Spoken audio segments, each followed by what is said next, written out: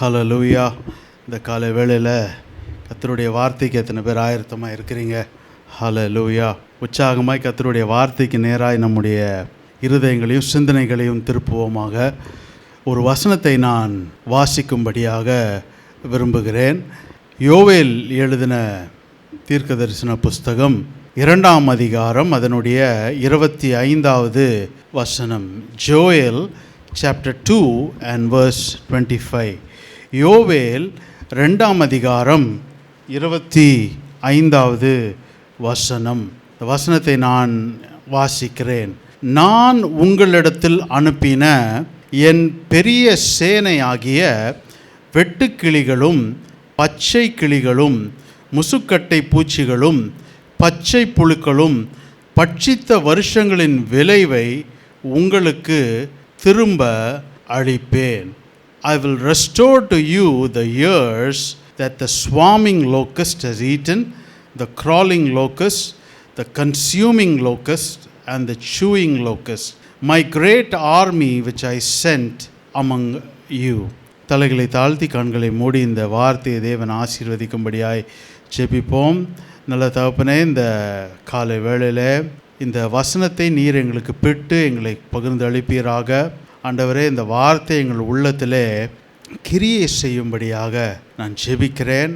ஆண்டவரே, இன்றைக்கு பேசுகிறது நான் அல்ல, உங்களுக்குள்ளே இருக்கிற தேவ ஆவியானவர் என்ற வசனத்தின்படியே இன்றைக்கு ஆவியானவருடைய சத்தம் இந்த இடத்துல துணிக்கும்படியாய் நான் ஜெபிக்கிறேன். மனுஷிகத்திலே மாம்சத்திலே எந்த ஒரு வார்த்தையும் வெளிப்படாதபடிக்கு என்னை முழுவதுமாய் நீர் ஆட்கொண்டு நீர் இந்த நாளில் பேசுவீராக என்று ஜெபிக்கிறேன். எங்கள் ஒவ்வொருவரையும் நான் நம்முடைய சமூகத்தில் அர்ப்பணிக்கிறேன். கர்த்தர் தொடர்ந்து எங்கள் மத்தியிலே கிரியை செய்வீராக. இயேசுவின் மூலம் ஜெபிக்கிறோம் நல்ல பிதாவே, ஆமென். இந்த வசனத்தை நான் மீண்டும் ஒரு முறை வாசிக்கிறேன். நான் உங்களிடத்தில் அனுப்பின என் பெரிய சேனை ஆகிய வெட்டுக்கிளிகளும் பச்சை கிளிகளும் முசுக்கட்டை பூச்சிகளும் பச்சை புழுக்களும் பட்சித்த வருஷங்களின் விளைவை உங்களுக்கு திரும்ப அளிப்பேன். இந்த வசனம் நமக்கு எல்லாருக்குமே அறிமுகமான ஒரு வசனம். இதிலிருந்து அநேக சத்தியங்களை நாம் கேட்டிருக்க கூடும். இந்த வசனத்தை நாம் வாசித்திருப்போம். ஆனால் இந்த வசனத்திலிருந்து ஆவியானவர் வெளிப்படுத்தின சில காரியங்களை உங்கள் மத்தியில் இந்த நாளில் நான் பேசும்படியாக விரும்புகிறேன். இந்த வசனத்தை ஆவியானவர் எனக்கு காட்டின போது இந்த நாளுக்கென்று இந்த வசனத்தை பேசும்படியாக என் இருதயத்திலே இந்த வசனத்தை வைத்தார். அதை நான் உங்கள் மத்தியில் நான் பேசும்படியாக விரும்புகிறேன். அப்போ இந்த இடத்துல ஒரு வார்த்தை சொல்லப்படுகிறது. இந்த பூச்சிகள் எல்லாம் பட்சித்த வருஷங்களின் விளைவை நான் உங்களுக்கு திரும்ப அளிப்பேன். I will restore to you the years அப்படின்னு சொல்லி இந்த வசனம் தொடங்குகிறது. இந்த செய்தியினுடைய தலைப்பு டிவைன் ரெஸ்டரேஷன், தெய்வீக மறுசீரமைத்தல். டிவைன் ரெஸ்டரேஷன், தெய்வீக மறுசீர் அமைத்தல், இல்லைனா தெய்வீக புனரமைப்பு, அதாவது ரீகன்ஸ்ட்ரக்ஷன் மாதிரி. இந்த ரெஸ்டரேஷன்ற வார்த்தைக்கு சரியான ஒரு தமிழ் பதம் எனக்கு கிடைக்கல. மறுசீரமைத்தல் அப்படின்றது ரீஎஸ்டாப்ளிஷ்மெண்ட் அப்படின்ற ஒரு அர்த்தத்தில் சொல்லப்படுகிறது. ஆனால் இந்த ரெஸ்டரேஷன் அப்படின்னு சொல்லும்போது நம்ம அநேக இந்த ப்ரோக்ராம்ஸில் இந்த இதிலெல்லாம் பார்த்துருக்கலாம். பழைய சில உருக்குலைந்த சில பொருட்களை எடுத்து அதை என்ன பண்ணுவாங்கன்னா, அதை அவர்கள் ஒன்று அதை கலட்டி அதை சரி பார்த்து அதை புதிய ஒரு கருவியாக மீண்டும் உருவாக்குகிறதை அநேகர் செய்து கொண்டிருக்கிறாங்க. ரெஸ்டரேஷன் அது ஒரு பெரிய ஹாபி மாதிரி நிறைய பேர் செய்கிறாங்க. அது அநேக வருமானத்தையும் அவர்களுக்கு தருகின்ற ஒரு காரியமாக இருக்கிறது. ஆனால் இங்கே நம்ம பார்க்குறது என்னன்னா, அப்படிப்பட்ட ஒரு ரெஸ்டரேஷன் கிடையாது, ஒரு மறுசீரமைப்பு கிடையாது. இது ஒரு தெய்வீக மறுசீரமைப்பு. ஏன் இதை தெய்வீக மறுசீரமைப்பு அப்படின்னு நான் சொல்கிறேன் அப்படின்னா, இந்த இடத்துல இவர்களுடைய நிலைமை ரொம்ப மோசமாக மாறினதுக்கு காரணம் என்ன அப்படின்னா, தேவன் அனுப்பின அவருடைய சேனை, தேவன் அனுப்பின அவருடைய சேனை இந்த மக்களுடைய எல்லா காரியங்களையும் பட்சித்து அவர்களுடைய மிகுந்த ஒரு கடினத்துக்குள்ளாய் அவர்களை தள்ளினது. ஒரு வறட்சியின் காலங்களுக்குள்ளாய், ஒரு பட்சிக்கப்பட்ட ஒரு நிலைமைகளுக்குள்ளே இந்த இஸ்ரவேல் ஜனங்களை இந்த வெட்டுக்கிளிகள் தள்ளின ஒரு நிலைமையை நான் பார்க்குறேன். யார் இதுக்கெல்லாம் காரணம் அப்படின்னா, தேவனுக்கு விரோதமாய் அவர்கள் கிரியை செய்யும்போது, தேவன் சொன்ன வார்த்தையை அவர்கள் கீழ்ப்படியாமல் அதற்கு விரோதமாய் அவர்கள் செயல்படும்போது, தேவன் அவர்களுக்குள்ளே தம்முடைய சேனையாகிய இந்த வெட்டுக்கிளிகளை அனுப்பித்து அந்த வெட்டுக்கிளிகள் அந்த முழு இடத்தையுமே பட்சித்து போடுகிறதை நாம் இந்த இடத்துல பார்க்கிறோம். இப்போ இந்த சூழ்நிலையில் தான் தேவன் அந்த இடத்துல இந்த மக்களை பார்த்து இந்த செய்தியை சொல்லுகிறார். இந்த பட்சித்த வருஷங்களின் பலனை நான் மீண்டும் உங்களுக்கு நான் தருவேன், மீண்டும் நான் உங்களுக்கு தருவேன். I will restore to you the years அப்படின்னு சொல்லி தேவன் இந்த இடத்துல அந்த மக்களை பார்த்து பேசுகிற இந்த வசனத்தை தான் நான் இங்கே பார்க்கிறேன். அப்போ எந்த சூழ்நிலையில் இந்த மக்கள் இருந்தாங்க, எந்த நிலைமையில் இந்த மக்கள் இருந்தாங்க, அவர்கள் எந்த நிலைமையில் இருந்தவர்களை தேவன் இப்படியாக நான் மீண்டும் உங்களை மறுசீர் அமைக்கிறேன் என்று சொல்லுகிறார் என்பதற்கு ஒரு சில வசனங்களை நான் உங்களுக்கு உதாரணமாக காட்டிட்டு அதுக்கப்புறம் நம்ம தொடர்ந்து தேவ செய்திக்குள்ளே நாம் கடந்து செல்வோம். முதலாவது இந்த யோவேல் 1ஆம் அதிகாரத்துக்கு என்னோடு திருப்பிக் கொள்ளுங்க. யோவேல் 1ஆம் அதிகாரம், ஜோயல் சாப்டர் 1.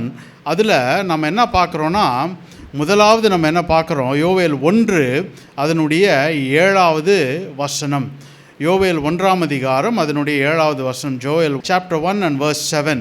என் திராட்சை செடியை அழித்து என் அத்தி மரத்தை உரித்து அதன் பட்டையை முற்றிலும் தின்று போட்டது, அதன் கிளைகள் வெண்மையாயிற்று.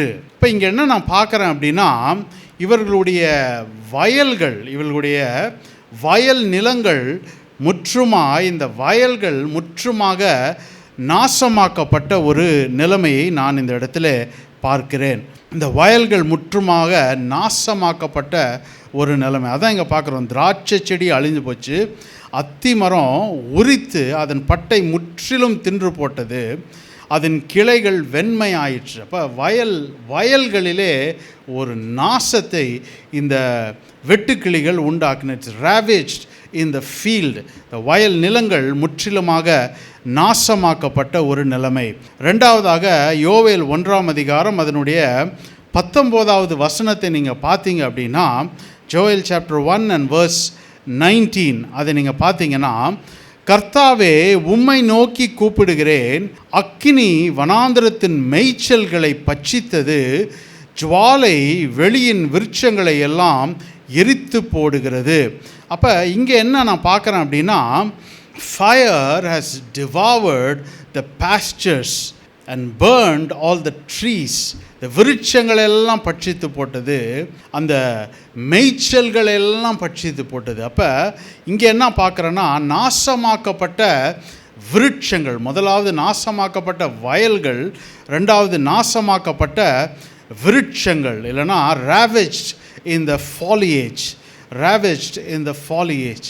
அவர்களுடைய எல்லா விருட்சங்களும் அந்த எல்லா மேய்ச்சல்களும் பட்சித்து போடப்பட்ட ஒரு நிலைமையை இந்த இடத்துல நம்ம பார்க்கிறோம். மூன்றாவதாக யோவேல் 1ஆம் அதிகாரம் அதனுடைய 20வது வசனம், ஜோயல் சாப்டர் 1 and verse 20. அதில் என்ன வாசிக்கிறோம் அப்படின்னா, வெளியின் மிருகங்களும் உம்மை நோக்கி கதறுகிறது, நதிகளில் தண்ணீரெல்லாம் வற்றி போயிற்று, அக்கினி வனாந்திரத்தின் மேய்ச்சல்களை பட்சித்து போட்டது. இப்போ இங்கே என்ன பார்க்குறோம், the beast of the field cry also unto thee, cry also. இப்போ இங்கே என்ன அழுகுது அப்படின்னா, முதல்ல வயல்கள் நாசமாக்கப்பட்டது, விருட்சங்கள் நாசமாக்கப்பட்டது, இங்கே விலங்குகள் நாசமாக்கப்பட்ட விலங்குகளின் நிலைமை. அப்போ ravaged in the farm, நாசமாக்கப்பட்ட விலங்குகள் இந்த பகுதியில் நம்ம பார்க்குறோம். அது மாத்திரமல்ல, நீங்கள் யோவேல் 1:8க்கு நீங்கள் திருப்பி வந்தீங்கன்னா, யோவேல் 1ஆம் அதிகாரம் அதன் 8வது வசனம், ஜோயல் சாப்டர் 1 and verse 8, அதில் இப்படியாக சொல்லுகிறது, தன் பாலிய வயதின் புருஷனுக்காக ரெட்டுடுத்தி இருக்கிற பெண்ணை போல புலம்பு. பாலிய வயதின் புருஷனுக்காக ரட்டுறுத்தி இருக்கிற பெண்ணை போல புலம்பு.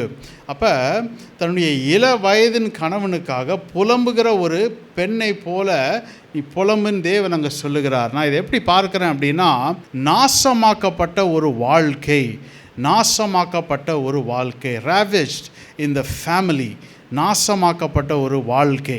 அது மாத்திரம் அல்ல, நீங்கள் 1:9 பார்த்தீங்கன்னா, அடுத்த வசனம் யோவேல் 1:9 நீங்கள் பார்த்தீங்க அப்படின்னா, போஜன பலியும் பான பலியும் கர்த்தருடைய ஆலயத்தை விட்டு அற்று போயின கர்த்தரின் ஊழியக்காரராகிய ஆசாரியர்கள் துக்கிக்கிறார்கள். இங்கே பாருங்கள், வயல்கள் போயிடுச்சு, விருட்சங்கள் போயிடுச்சு, விலங்குகள் போயிடுச்சு, இங்கே வாழ்க்கை போயிடுச்சு. இப்போ அடுத்தது இங்கே எங்கே போயிடுச்சுன்னா, அவங்க வழிபாடே நாசமாக்கப்பட்டது, அவங்க ஃபெலோஷிப்பே ஒரு வழிபாடே நாசமாக்கப்பட்டது. ஏன்னா போஜன பலி பான பலி கர்த்தருடைய ஆலயத்தை விட்டு அற்று போயின, இட்ஸ் ஸ்டாப்ட், அது நின்று போயிட்டு, இட்ஸ் கட் ஆஃப். இங்கிலீஷில் சொல்லுது இட்ஸ் கட் ஆஃப். எவ்வளோ ஒரு மோசமான நிலைமையில் இந்த ஜனங்கள் தள்ளப்படுகிறார்கள் என்பது இந்த வசனம் நமக்கு ஒரு ஆதாரமாக இருக்குது. ravaged in the fellowship, நாசமாக்கப்பட்ட ஒரு வழிபாடு.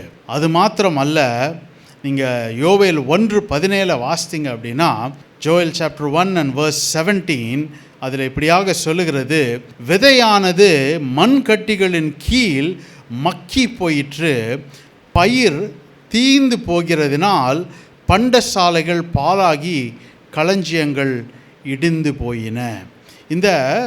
இதில் நீங்கள் பார்த்தீங்கன்னா, இந்த விதைகள் எல்லாம் வீணாய் மண்கட்டியாய் போய் மக்கி போயிடுச்சு. இந்த விதைகள் இருந்தால் தான் இவங்களால் என்ன பண்ண முடியும், விதைத்து அடுத்தது பின்பாக அறுவடைக்காக இவர்கள் காத்து கொண்டு இருக்க முடியும்.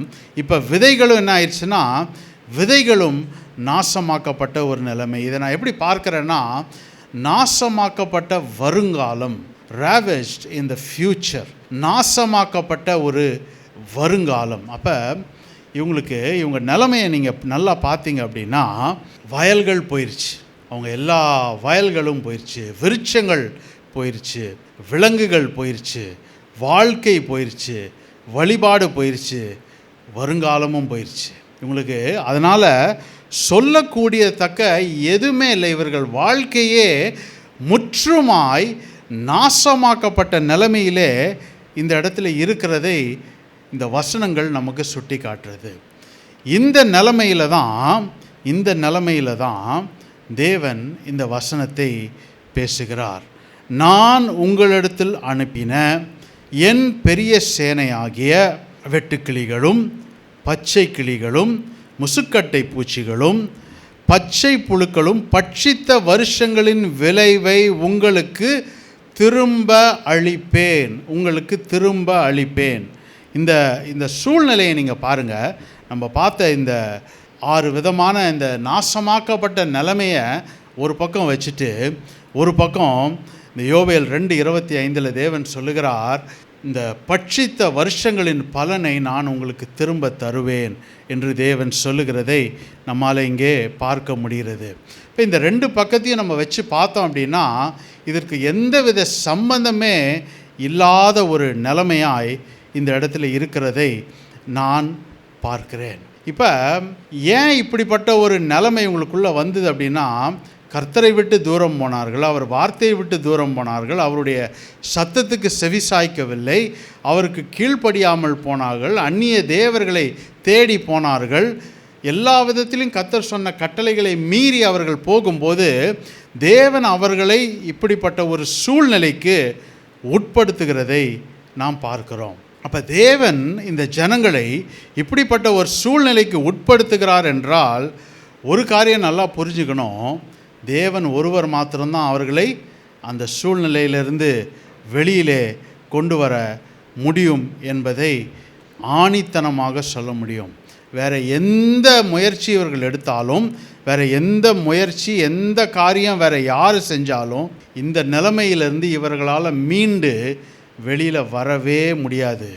ஏன்னா இந்த காரியத்துக்கு இவர்களை உட்படுத்தினது தேவன். இந்த காரியத்திலிருந்து இவர்களை வெளியிலே கொண்டு வர முடியும் என்றால் அது அந்த தேவனாலே மாத்திரம்தான் கூடும். அப்போ இப்படிப்பட்ட தேவன் இந்த ஜனங்களை எப்படியாக வெளியிலே கொண்டு வருகிறார், எப்படியாக அவர்களை மறுசீரமைக்கிறார், எப்படியாக அவர்களை ரெஸ்டோர் பண்ணுகிறார், how God restores his people என்பதை இந்த நாளிலே சுருக்கமாக 3 குறிப்புகளிலே நாம் பார்க்க போகிறோம். The threefold restoration of God, the threefold divine restoration, 3 விதமான தெய்வீக மறுசீரமைப்பை குறித்து இந்த நாளிலே நாம் பார்க்க போகிறோம். இப்போ முதலாவது நான் இந்த யோவேல் 2ஆம் அதிகாரம் அதனுடைய 25வது வசனத்துக்கு நேராய் நான் வருகிறேன். அப்போ இவர்களுடைய நிலைமையை பார்த்தோம், ஏன் இந்த நிலைமைக்கு போனாங்கன்னு பார்த்தோம், யார் இந்த நிலைமையில் இவர்களை உட்படுத்தினார் என்பதையும் நம்ம பார்த்தோம். இப்போ யார் இவர்களை இந்த நிலைமையிலிருந்து வெளியில் கொண்டு வர முடியும் என்பதையும் நாம் பார்த்தோம். அது யார் அப்படின்னா தேவன் ஒருவர் மாத்திரம்தான்.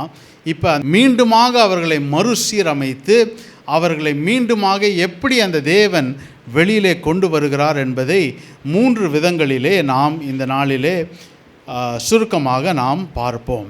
யோவேல் 2:25 என்னுடைய செய்திக்குள்ளே நான் கடந்து செல்லுகிறேன். நீங்கள் அதனால் தொடர்ந்து என்னோட வரும்படியாய் நான் கேட்டுக்கொள்ளுகிறேன். இந்த வசனத்தை நாம் இப்போ இன்றைக்கி நம்ம 2-3 தடவை இதை நம்ம ஏற்கனவே வாசிட்டோம். இந்த வசனத்தில் எனக்கு மிகவும் பிடித்த ஒரு காரியம் ஒன்று உண்டு. I will restore to you the years. இந்த புழுக்கள் எல்லாம் பட்சித்த வருஷங்களின் விளைவை உங்களுக்கு திரும்ப அளிப்பேன், உங்களுக்கு திரும்ப அளிப்பேன் என்று கர்த்தர் சொல்லுகிறார். இப்போ முதலாவது நான் என்ன பார்க்குறேன் இந்த வசனத்திலேருந்து அப்படின்னா, யார் இந்த பட்சித்த வருஷங்களின் பலனை திரும்ப தருகிறார் அப்படின்னா அது தேவன் ஒருவர் தான், அவர் தான் தர முடியும். இது எப்படிப்பட்ட ஒரு மறுசீரமைப்பாக இருக்குது அப்படின்னா, இயற்கைக்கு அப்பாற்பட்ட ஒரு மறுசீரமைப்பு. இது super natural restoration, super natural restoration. ஏன் இதை இப்படி சொல்கிறேன் அப்படின்னா, இந்த பகுதியில் நீங்கள் பார்த்தீங்கன்னா, நம்ம பார்த்தோம் எப்படிப்பட்ட ஒரு நாசமாக்கப்பட்ட நிலைமையில் இவர்கள் தள்ளப்பட்டார்கள் என்பதை நம்ம பார்த்தோம். இந்த நிலைமையிலிருந்து அந்த பட்சித்த வருஷங்களின் பலனை கொடுக்க ஒருவரால் தான் முடியும், அது தேவனால். அப்போ அவர் அதை செய்வார் என்றால் அதை அவர் ஒருவராலே மாத்திரம்தான் செய்ய முடியும். ஏன்னா பட்சித்த வருஷங்களின் பலன் அதை தருகிறார், பட்சித்த வருஷங்களையும் அந்த தேவன் தருகிறதை நாம் பார்க்கிறோம். அப்போ இங்கே 4 விதமான இந்த பூச்சிகளை குறித்து, இந்த புழுக்களை குறித்து இந்த இடத்துல சொல்லப்பட்டு இருக்கிறது.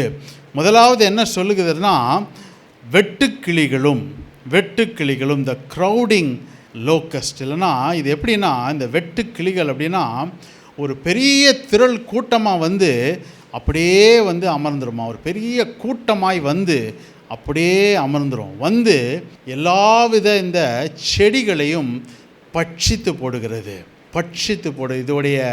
இதோடைய நிலைமையே என்னன்னு பார்த்தீங்க அப்படின்னா, எல்லா அந்த வளர்ச்சியையுமே தடை செய்கிற ஒரு நிலைமையை இந்த வெட்டுக்கிளிகள் செய்கிறதை நான் இந்த வெட்டுக்கிளிகளை குறித்து வாசிக்கும்போது நான் கண்டறிந்தேன். இதுதான் வெட்டுக்கிளிகள் செய்கிறத க்ரௌடிங் லோக்கஸ்ட்.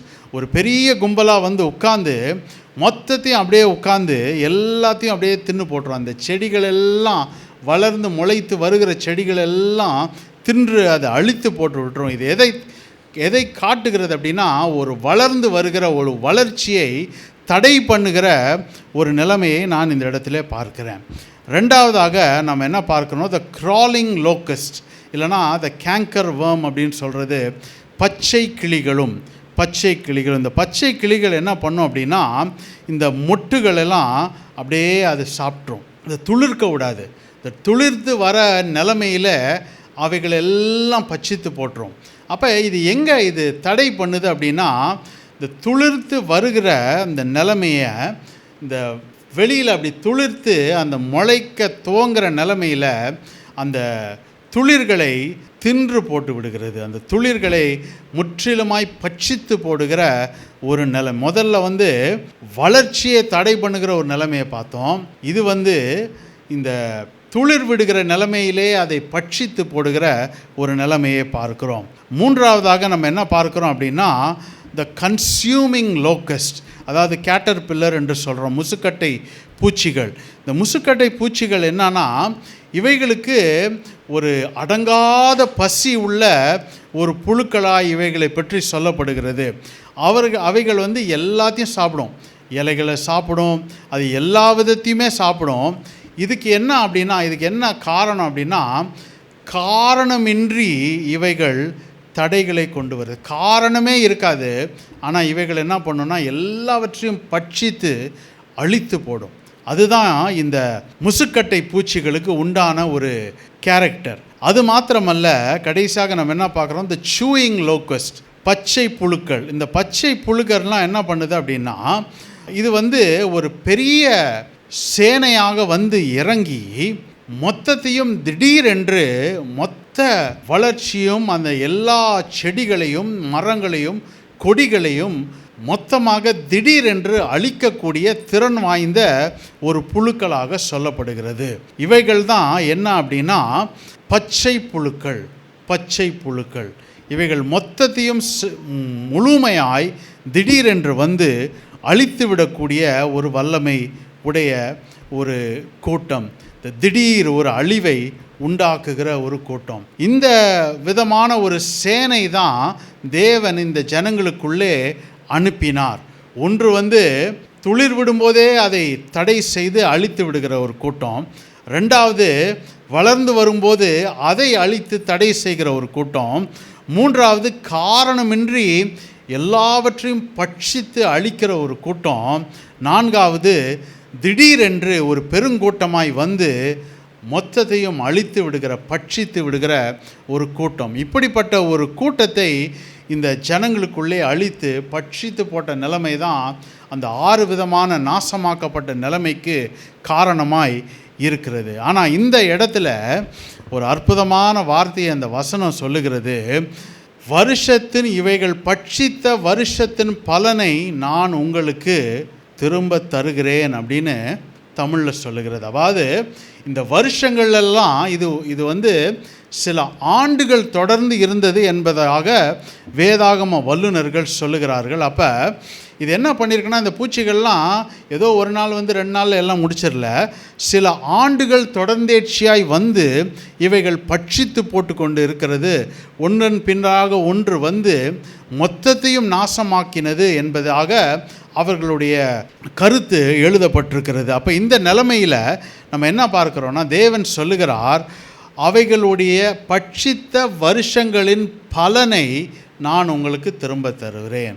அப்போனா என்ன அர்த்தம் அப்படின்னா, இந்த வருஷத்தில் இவ்வளோ காரியத்தை அது பட்சித்து போட்டுருந்துச்சுன்னா, அந்த பட்சித்த வருஷத்தின் பலன் எவ்வளவோ அதை நான் திரும்ப தருகிறேன்றார். ஆனால் ஆங்கிலத்தில் இதே காரியம் சொல்லும்போது அது எப்படி சொல்லுகிறதுனா, பட்சித்த வருஷங்களின் பலனுன்னு சொல்லலை, நான் பட்சித்த வருஷங்களை நான் உங்களுக்கு திரும்ப தருவேன். அதுதான் இந்த சூப்பர் நேச்சுரல் ரெஸ்டரேஷன். ஹல்லேலூயா. பட்சித்த வருஷங்களின் பலனையும் தேவன் தருவார், பட்சித்த வருஷங்களையும் தேவன் நமக்கு திரும்ப தர வல்லவராய் இருக்கிறார். அதை தான் இயற்கைக்கு அப்பாற்பட்ட மறுசீரமைப்பு என்று சொல்லுகிறேன். Super natural restoration. Super natural restoration. அடுத்ததாக நான் 2வது காரியத்துக்குள்ளே நான் கடந்து செல்லும்படியாய் விரும்புகிறேன். யோவேல் 2ஆம் அதிகாரம் அதனுடைய 26வது வசனம். யோவேல் 2:26. நீங்கள் சம்பூர்ணமாக சாப்பிட்டு திருப்தி அடைந்து உங்களை அதிசயமாய் நடத்தி வந்த உங்கள் தேவனாகிய கர்த்தருடைய நாமத்தை துதிப்பீர்கள். என் ஜனங்கள் ஒருபோதும் வெட்கப்பட்டு போவதில்லை.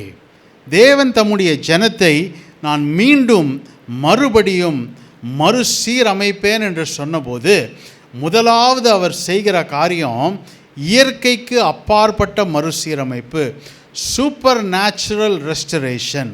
ஆனால் 2வதாக அவர் செய்கிற காரியம் என்ன அப்படின்னா, திருப்திப்படுத்தும் மறுசீரமைப்பு. சாட்டிஸ்ஃபையிங் ரெஸ்டரேஷன், திருப்திப்படுத்தும் மறுசீரமைப்பு. இந்த காரியத்துக்குள்ளே நான் போய் அதை விளக்குகிறேன். இந்த வசனத்தில் 3 காரியங்களை ஆவியானவர் என் கண்களுக்கு முன்பாக காட்டினதை நான் உங்களிடத்தில் சொல்லுகிறேன். இந்த 2:26 வசனத்துக்குள்ளே இருந்து அவர் 3 காரியங்களை எனக்கு சுட்டி காட்டினார். அதில் முதலாவது, நீங்கள் சம்பூர்ணமாக சாப்பிட்டு திருப்தி அடைந்து. நீங்கள் சம்பூர்ணமாக சாப்பிட்டு திருப்தி அடைந்து. அப்போ முதலாவது அவர் திருப்தி ஆக்கும் மறுசீரமைப்பு, இல்லை திருப்திப்படுத்தும் மறுசீரமைப்பு நம்ம எந்த இடத்துல நடத்துது அப்படின்னா, இதுவரைக்கும் வயல் நாசமாக்கப்பட்டுச்சு, விலங்குகள் நாசமாக்கப்பட்டுச்சு, எல்லாவித விருட்சங்கள் நாசமாக்கப்பட்டுச்சு, வாழ்க்கை நாசமாக்கப்பட்டுச்சு, எதிர்காலம் நாசமாக்கப்பட்டுச்சு. ஆனால் இப்போ தேவன் சொல்லுகிறார், உங்களை திருப்திப்படுத்தும்படியாக நான் உங்களை மறுசீரமைக்கிறேன், உங்களை ரெஸ்டோர் பண்ணுகிறேன். அந்த ரெஸ்டரேஷன் எப்படி இருக்குன்னா, அந்த மறுசீரமைப்பு எப்படி இருக்குன்னா, நீங்கள் சம்பூர்ணமாய் சாப்பிட்டு திருப்தி அடைவீர்கள். நீங்கள் சம்பூர்ணமாய் சாப்பிட்டு திருப்தி அடைவீர்கள். அப்போ முதலாவது, plenty and be satisfied. plenty and be satisfied. இதுவரைக்கும் பற்றாக்குறை, இதுவரைக்கும் தேவை, இதுவரைக்கும் ஒன்று இல்லாத நிலைமை, இதுவரைக்கும் நாசமாக்கப்பட்ட நிலைமை, எதிர்காலத்தை குறித்த வருத்தம் எதுவுமே தெரியலை, அன்றன்ற ஆன வாழ்க்கையின் நிலைமையே மோசமாக இருக்கிற நிலைமை. ஆனால் அதன் மத்தியில் தேவன் சொல்லுகிறார், நீங்கள் சாப்பிட்டு சம்பூர்ணமாய் சாப்பிட்டு திருப்தி அடைந்து. You shall eat in plenty and be satisfied. பாருங்க, இந்த திருப்தி அடைகிறது அப்படின்னு சொல்கிறது, இது எல்லாருக்கும் வந்துடாது. என்னதான் நீங்கள் சாப்பாடு கொடுத்தாலும் இல்லை காசு கொடுத்தாலும், இந்த திருப்தியற்ற நிலைமை மனிதனுக்கே உண்டானதுன்னு நான் நினைக்கிறேன். என்ன கொடுத்தாலும் இதோட அது கொஞ்சம் பெட்டராக இருக்குமே, அதை கொடுத்துருக்கலாமே அப்படின்னு சொல்கிறது தான் நம்முடைய வழக்கம். ஆனால் தேவன் நம்மை மறுசீரமைக்கும் போது, தேவன் நம்மை மீண்டும் உயிர்ப்பித்து நம்மை நடக்க வைக்கும்போது நமக்கு தருகிற இந்த திருப்தி, அது சம்பூர்ணமாய் சாப்பிட்டு திருப்தி அடைவீர்கள். Be plenty and be satisfied. அது மாத்திரமல்ல, இந்த வசனத்தின் 2வது பகுதிக்கு நான் கடந்து செல்லுகிறேன். யோவேல் 2:26 மத்திய பகுதி இப்படியாக சொல்லுகிறது, உங்களை அதிசயமாய் நடத்தி வந்த உங்கள் தேவனாகிய கர்த்தருடைய நாமத்தை துதிப்பீர்கள். And praise the name of the Lord your God, who has dealt wondrously with you. அப்போ 2வதாக நான் என்ன பார்க்குறேன்னா, praise the name of the Lord your God, who leads us in supernatural ways. அதிசயமாய் நடத்தி வந்த உங்கள் தேவனாகிய கர்த்தருடைய நாமத்தை நீங்கள் துதிப்பீர்கள். முதலாவது, நீங்கள் சாப்பிட்டு சம்பூர்ணமாய் சாப்பிட்டு திருப்தி அடைவீர்கள். eat plenty and be satisfied. 2வதாக நம்ம எப்படி திருப்திப்படுத்துகிறார்னா, இந்த திருப்தியிலிருந்து என்ன உண்டாகிறது, உங்களை அதிசயமாய் நடத்தி கொண்டு வந்த உங்கள் தேவனாகிய கர்த்தருடைய நாமத்தை நீங்கள் துதிப்பீர்கள். You shall praise the name of the Lord your God, who hath dealt wondrously with you. அதிசயமாய். ஏன் அதிசயமாய்? அங்கே ஒரு நிலைமை, ஒன்று இல்லாத நிலைமை. ஆனால் இங்கே என்ன நிலைமை? அந்த நாசமாக்கப்பட்ட நிலைமையிலேருந்து திருப்திக்குள்ளே வருகிற ஒரு நிலைமை. அதை நினைத்து அந்த தேவனை துதிக்கிறது தான் 2வது ஒரு காரியம். 3வதாக இந்த வசனத்தின் கடைசி பகுதி இப்படியாக சொல்லுகிறது. யோவேல் 2:26 கடைசி பகுதி, என் ஜனங்கள் ஒருபோதும் வெட்கப்பட்டு போவதில்லை. என் ஜனங்கள் ஒருபோதும் வெட்கப்பட்டு போவதில்லை. My people shall never be put to shame. இதுதான் இந்த பகுதியுடைய 3வது கோணமாய் இருக்கிறது. இதில் என்ன சொல்கிறாரு தேவன் அப்படின்னா, உங்களை திருப்திப்படுத்தும் மறுசீரமைப்புக்குள்ளே நான் நடத்தும் போது, முதலாவது நீங்கள் சம்பூர்ணமாய் சாப்பிட்டு திருப்தியாய் இருப்பீர்கள். ரெண்டாவதாக, உங்களை அதிசயமாய் நடத்தி வந்த உங்கள் தேவனை துதிப்பீர்கள். அப்போ நீங்கள் துதிக்கும்போது, நீங்கள் சம்பூர்ணமாய் சாப்பிட்டு திருப்தியாக இருக்கும்போது, மூன்றாவதாக தேவன் சொல்லுகிறார், என் ஜனங்கள் ஒருபோதும் வெட்கப்பட்டு போவதில்லை. ஹல்லேலூயா. அப்போ இந்த இடத்துல பார்த்தீங்கன்னா, இந்த தேவன் அவர்களை உட்படுத்தின பாதை ஒரு நாசமாக்கப்பட்ட நிலைமைக்கு இந்த ஜனங்கள் செய்த காரியம் அவர்களை உட்பட்டது. அந்த நிலைமையிலேருந்து தேவன் அவர்களை மாற்றிக்கொண்டு வரும்போது அவரிடத்தில் சொல்லுகிறார், என் ஜனங்கள், மை பீப்புள். அதுதான் அந்த மறுசீரமைப்புடைய திறவுகோலாக இருக்கிறது. இதுவரைக்கும் நாசமாக்கப்பட்டு கிடந்தார்கள். ஆனால் தேவன் இப்பொழுது அவர்களை பார்த்து சொல்லுகிறார், என் ஜனங்கள் ஒருபோதும் வெட்கப்பட்டு போவதில்லை. எல்லா இடத்துலையும் வேதத்தில் நாம் வாசிக்கும்போது தேவன் எப்பப்பெல்லாம் தன்னுடைய அற்புதங்களை அதிசயங்களை விளங்க பண்ணுகிறாரோ, அங்கே எப்போவுமே ஆவிக்குரிய ரீதியிலும் அவர் அந்த இடத்துல ஜனங்களை அவர் தொடுகிறதை நாம் பார்த்துருக்கிறோம். அப்போ இங்கே முதலாவது நம்ம என்ன பார்த்தோம்னா, இயற்கைக்கு அப்பாற்பட்ட ஒரு மறுசீரமைப்பை பார்த்தோம், சூப்பர் நேச்சுரல் ரெஸ்டரேஷன். ரெண்டாவது நம்ம என்ன பார்த்தோம்னா, திருப்தியாக்கும் மறுசீரமைப்பை பார்த்தோம், சாட்டிஸ்ஃபையிங் ரெஸ்டரேஷன். ஆனால் அதோடு அந்த தேவன் நிறுத்த விடலை. இந்த இடத்துல இந்த ஜனங்களை பார்த்து மூன்றாவது ஒரு காரியத்தை சொல்லுகிறதை நான் பார்க்கிறேன்.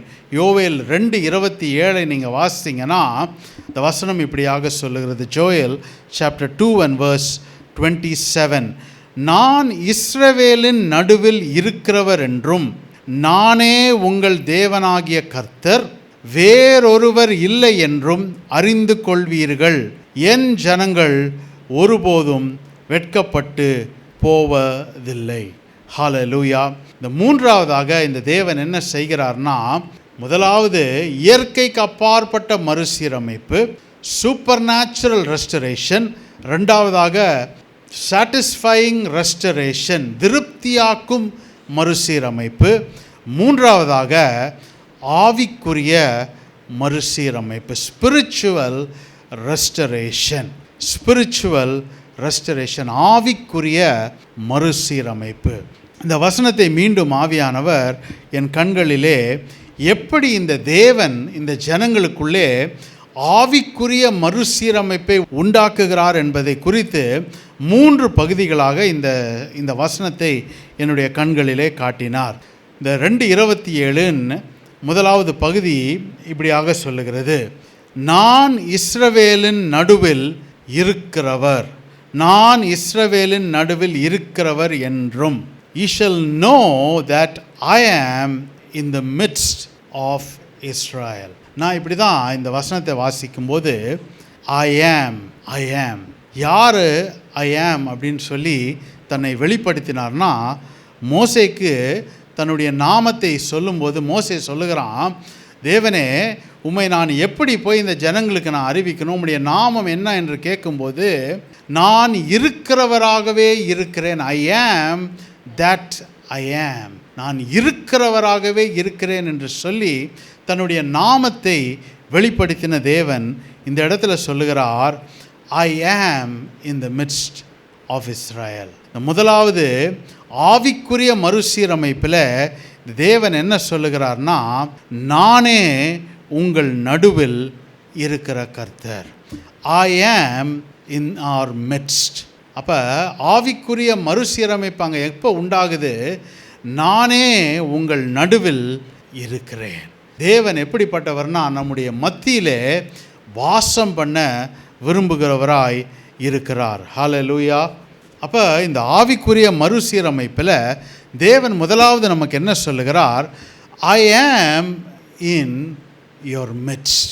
உங்கள் மத்தியிலே இருக்கிற கர்த்தர் நானே. அவர் நம் மத்தியிலே இருக்கிற கர்த்தராய் இருக்கிறார். ரெண்டாவது ஒரு குறிப்பை நான் இந்த இடத்துல நான் பார்க்கிறேன். இந்த 2:27 மத்திய பகுதி இப்படியாக சொல்லுகிறது, நானே உங்கள் தேவனாகிய கர்த்தர், வேறொருவர் இல்லை என்றும் அறிந்து கொள்வீர்கள். வேறொருவர் இல்லை என்றும் அறிந்து கொள்வீர்கள். I am is my God. நானே உங்கள் கர்த்தர். முதலாவது நானே உங்கள் நடுவில் இருக்கிற கர்த்தர். ரெண்டாவது நானே உங்கள் கர்த்தர். ஐ ஆம் இஸ் மை காட். இப்போ ஏன் இப்படி ஒரு வார்த்தையை தேவன் அந்த இடத்துல சொல்லணும் அப்படின்னா, நானே உங்கள் தேவனாகிய கர்த்தர், வேறொருவர் இல்லை என்று அறிந்து கொள்வீர்கள். இதற்கு முன்பாக இந்த ஜனங்கள் என்ன பண்ணாங்கன்னா, அந்நிய தேவர்களுக்கு பின்பாக, தேவதைகளுக்கு பின்பாக சோரம் போய் அவர்களுக்கு பின்பாக சென்று விக்கிரக ஆராதனைக்கு உட்பட்டு தங்களை அழைத்து வந்த தேவனை மறந்ததினாலே இந்த இடத்துல தேவன் ஆவிக்குரிய மறுசீரமைப்பில் முதலாவது சொல்லுகிறார், நான் மீண்டும் உங்கள் மத்தியிலே வாசம் பண்ணுவேன்.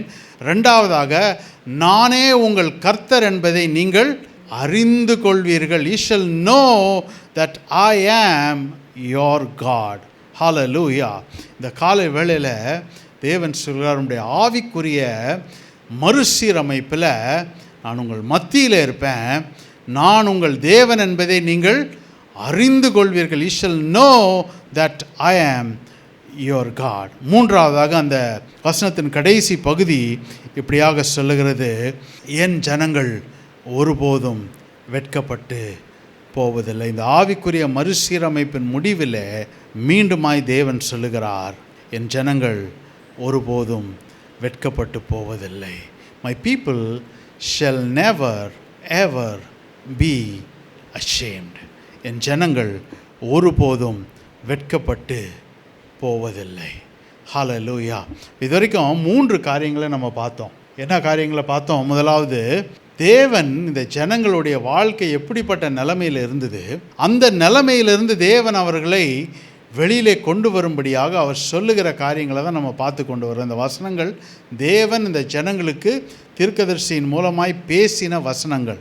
அப்போ இந்த வசனங்களில் தேவன் என்ன சொல்லுகிறார், நான் உங்களை மீண்டும் உங்களை உயிர்ப்பிக்கிறேன்ல, மறுசீரமைப்புக்குள்ளே கொண்டு வருகிறேன். I want to restore you back அப்படின்னு சொல்லி தேவன் அந்த இடத்துல இந்த ஜனங்களோடு பேசுகிறார். அப்போ எப்படிப்பட்ட காரியத்தை தேவன் பேசுகிறார் அப்படின்னா, 2:25 யோவேல் 2:25 பார்த்தோம், இயற்கைக்கு அப்பாற்பட்ட ஒரு மறுசீரமைப்பை பார்த்தோம். 2:26 பார்த்தோம், ஒரு திருப்திப்படுத்தும் மறுசீரமைப்பை பார்த்தோம், சாட்டிஸ்ஃபையிங் ரெஸ்டரேஷன். 2:27 பார்த்தோம், ஆவிக்குரிய மறுசீரமைப்பு, ஸ்பிரிச்சுவல் ரெஸ்டரேஷன். ஆனால் இது எல்லாத்தையும் சொல்லிவிட்டு, இதெல்லாம் யாருக்கு தேவன் செய்வார் என்பதை நான் சொல்லிவிட்டு, இந்த பகுதியில் அதையும் எழுதியிருக்கிற அதை மாத்திரம் நான் சொல்லிவிட்டு என் செய்தியை நான் நிறைவு செய்கிறேன். யோவேல் 2:12 நேராக நாம் நம்முடைய வேதங்களை திருப்புவோம். Joel chapter 2 and verse 12. யோவேல் 2ஆம் அதிகாரம் அதனுடைய 12வது வசனம். ஆதலால் நீங்கள் இப்பொழுதே உபவாசத்தோடும் அழுகையோடும் புலம்பலோடும் உங்கள் முழு இருதயத்தோடும் என்னிடத்தில் திரும்புங்கள் என்று கர்த்தர் சொல்லுகிறார். இந்த பகுதியில், இந்த வசனத்தில் சில வார்த்தைகளை நான் முக்கியத்துவப்படுத்த விரும்புகிறேன். ஆதலால் நீங்கள் இப்பொழுதே உங்கள் முழு இருதயத்தோடும் என்னிடத்தில் திரும்புங்கள். Return to me with all your heart, even now says the Lord. Hallelujah. இப்போ இந்த ஜனங்களுக்கு தேவன் இப்படிப்பட்ட மறுசீரமைப்பை ஒரு பக்கம் சொல்லிட்டு வாக்களித்து விட்டு அவர்களுக்கு நான் இப்படியாக செய்வேன் என்று சொன்னாலும், அதற்கு முன்பாக தேவன் சொல்லுகிறார், இப்பொழுதே உங்கள் முழு இருதயத்தோடும் என்னிடத்தில் திரும்புங்கள். வேற யார் இடத்துலையும் கிடையாது, என்னிடத்தில் திரும்புங்கள். அப்போ யாருக்கு இந்த மறுசீரமைப்பை, இந்த தெய்வீக மறுசீரமைப்பை தேவன் தருகிறார் அப்படின்னா, தங்கள் முழு இருதயத்தோடு அந்த தேவன் பக்கமாய் திரும்புகிறவர்களுக்கு இந்த மறுசீரமைப்பை தருகிறார். 4வதாக, இதை நான் மனப்பூர்வமான மனம் திரும்புதல், சோல்ஃபுல் ரிப்பென்டன்ஸ். அதுதான் இன்றைக்கி நான் என்னுடைய செய்தி நிறைவாக நான் உங்கள்கிட்ட சொல்ல போகிறேன். அப்போ முதல்ல தேவன் என்ன சொல்லுகிறார், உங்கள் முழு இருதயத்தோட என்னிடத்துக்கு திரும்புங்கள். அப்படின்னா இப்போ அவங்க முகங்கள்லாம் எந்த பக்கம் திரும்பி இருக்கு? தேவன் பக்கமாக திரும்பலை, வேறு ஏதோ பக்கமாக திரும்பி இருக்கிறார். அதனால தான் தேவன் சொல்லுகிறார், உங்கள் முழு இருதயத்தோடு என் பக்கமாய் திரும்புங்கள். Return to me with all your heart. ரெண்டாவதாக அந்த 13வது வசனத்தில் ஒரு வார்த்தையை நான் முக்கியப்படுத்த விரும்புகிறேன்.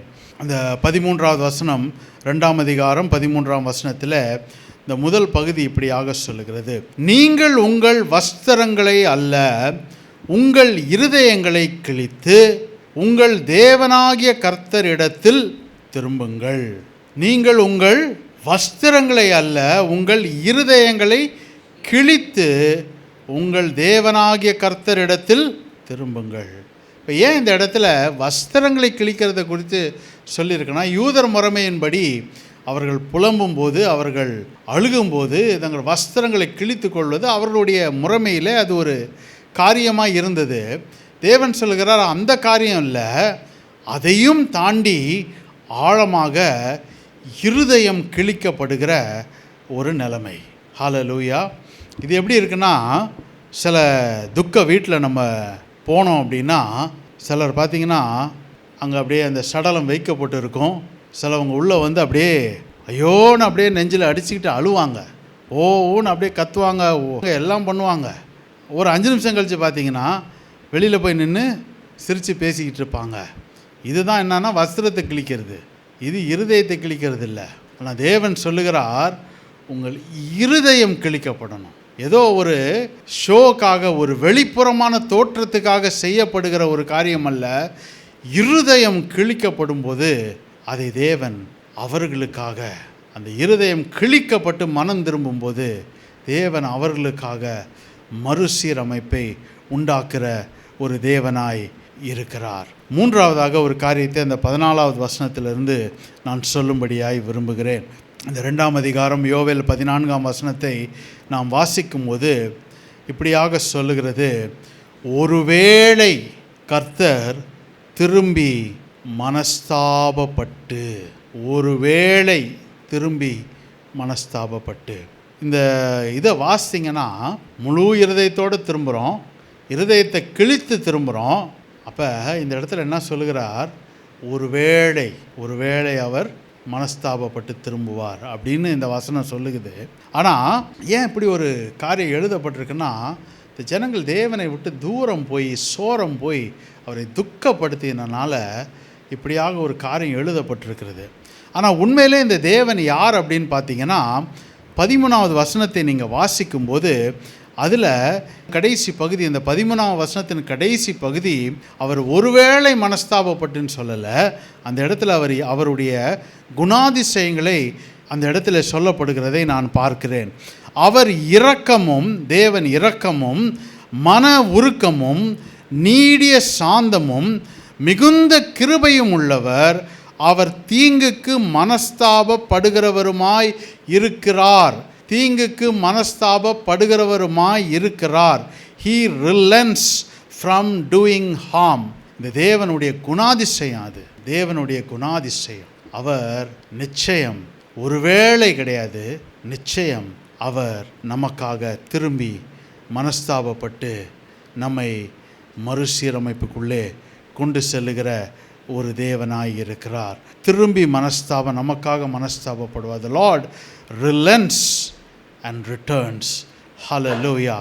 இதுதான் அந்த தேவனுடைய குணாதிசயம்.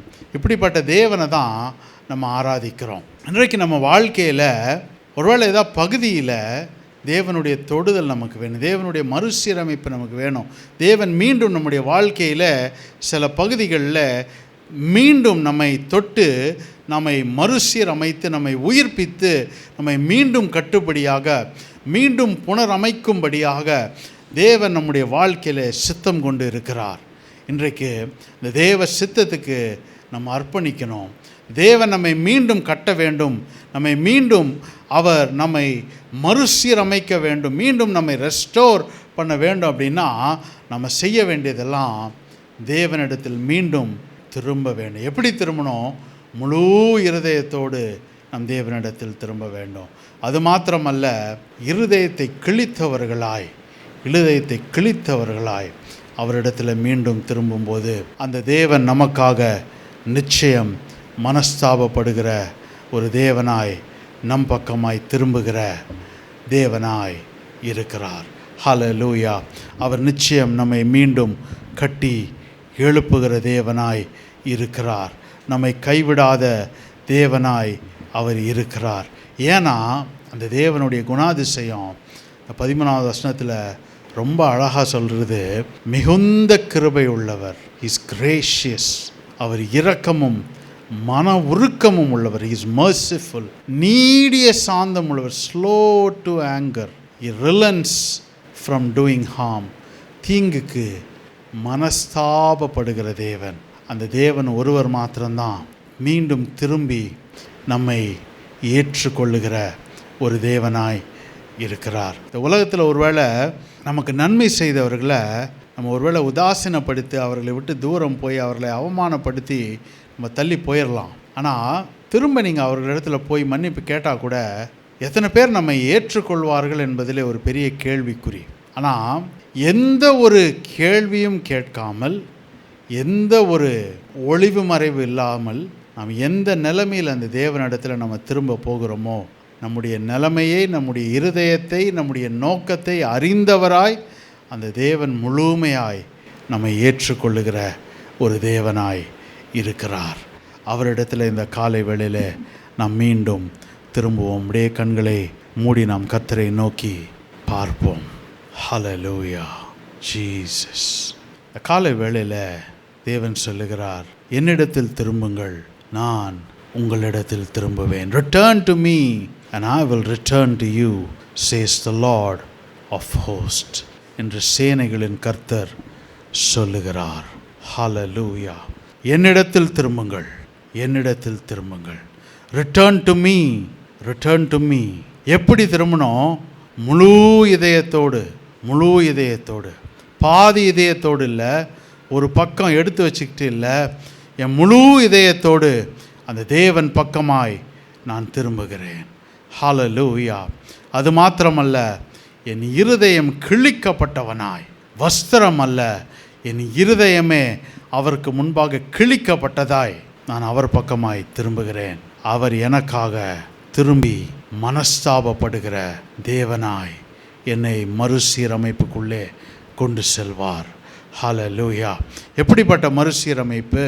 இயற்கைக்கு அப்பாற்பட்ட ஒரு மறுசீரமைப்பு, இயற்கைக்கு அப்பாற்பட்ட ஒரு மறுசீரமைப்பு. இத்தனை வருஷம் கடந்து போச்சு ஆண்டவரே, இத்தனை வருஷம் போயிடுச்சே, இனி நான் என்ன பண்ண போகிறேன் அப்படின்னு நினைக்கலாம். ஆனால் தேவன் சொல்லுகிறார், அவைகள் பட்சித்த வருஷத்தின் பலனை நான் திருப்பி தருகிறேன், அந்த வருஷங்களையும் நான் உனக்கு திருப்பி தருகிறேன்.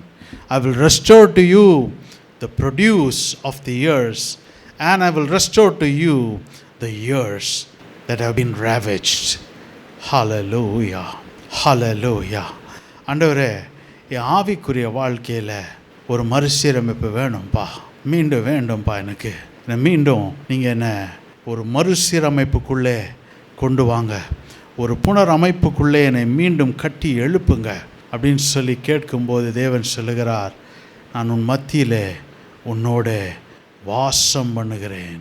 I want to dwell with you. I want to dwell in your midst. உன் மத்தியிலே நான் வாசம் பண்ணுகிறேன், உன் மத்தியிலே நான் வாசம் பண்ணுகிறேன். ஹல்லேலூயா, ஹல்லேலூயா. என்னுடைய ஜனங்கள் என்று சொல்லி அவர் நம்மை பார்த்து அழைக்கிறார். ஹல்லேலூயா. அதான் அந்த தேவன் செய்கிற காரியம். ஹல்லேலூயா, ஜீசஸ். அவர் நம் மத்தியில் இருக்கிறார். எப்படி இருக்கிறார்? நம் மத்தியில் வாசம் பண்ணி, நான் உங்கள் கர்த்தர் என்பதை நீங்கள் அறிந்து கொள்வீர்கள். You shall know that I am your God. I am your God. நான் இருக்கிறவராகவே இருக்கிறேன் என்ற நாமத்தை உடையவர் தம்முடைய நாமத்தை நமக்கு வெளிப்படுத்தி அவரை அறிந்து கொள்ளும்படியாக செய்கிறார். அவர் நம் மத்தியில் இருக்கும்போது, அவரை நாம் அறிந்து கொள்ளும்போது நாம் அவருடைய ஜனமாய் இருக்கிறோம். நாம் ஒருபோதும் வெட்கப்பட்டு போவதில்லை. அப்போ நம்மை திருப்தியாக்குகிற ஒரு மறுசீரமைப்புக்குள்ளே நடத்துகிறார். சம்பூர்ணமாய் சாப்பிட்டு திருப்தியாய் இருந்து அந்த தேவனை துதித்து போற்றி பாட தேவன் நமக்கு கிருபை பாராட்டுவார். ஒருபோதும் நம்மை வெட்கத்துக்கு ஒப்பு கொடுக்காத தேவனாய் அவர் இருக்கிறார். இந்த காலை வேளையிலே தேவன் நம்மை இந்த வார்த்தையினாலே திடப்படுத்த விரும்புகிறார், பலனடையும்படியாக விரும்புகிறார், கிட்டி சேரும்படியாக விரும்புகிறார், அவர் பக்கமாய் நம்மை திருப்பும்படியாக விரும்புகிறார். அவர் பாதத்தில் நம்மை அர்ப்பணிப்போம், நம்மை தாழ்த்துவோம், வெறுமையாக்குவோம்.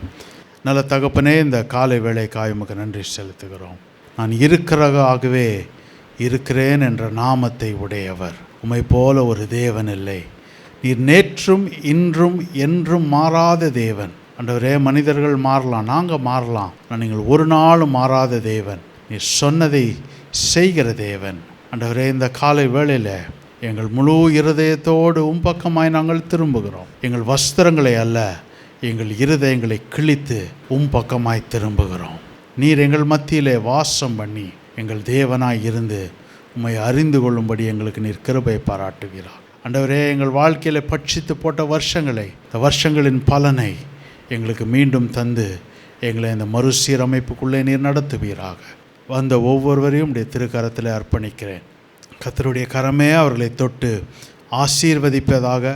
கேட்ட இந்த வார்த்தையின்படி, இந்த வசனத்தின்படி அவர்கள் வாழ்க்கையில் அது நூறத்தனையான பலனை கொடுக்கும்படியாக நான் ஜெபிக்கிறேன். கர்த்தர் நீர் அப்படியே செய்வீராக. இந்த வருகின்ற வாரங்களிலே, வார நாட்களிலே ஒவ்வொரு நாளும் கர்த்தருடைய கரம் கூட இருந்து அவர்களோடே தங்கி அவர்கள் மத்தியிலே வாசம் பண்ணுவீராக என்று ஜெபிக்கிறேன். கர்த்தர் நீர் அப்படியே செய்யும். அந்த ஒவ்வொருவரையும் ஆசீர்வதியும். தொடர்ந்து உம்முடைய கிருபைக்குள்ளே எங்களை மறைத்து பாதுகாத்து கொள்ளும். கிருபை எங்களை தாங்கட்டும். இயேசுவின் மூலம் ஜெபிக்கிறோம் எங்கள் நல்ல பிதாவே.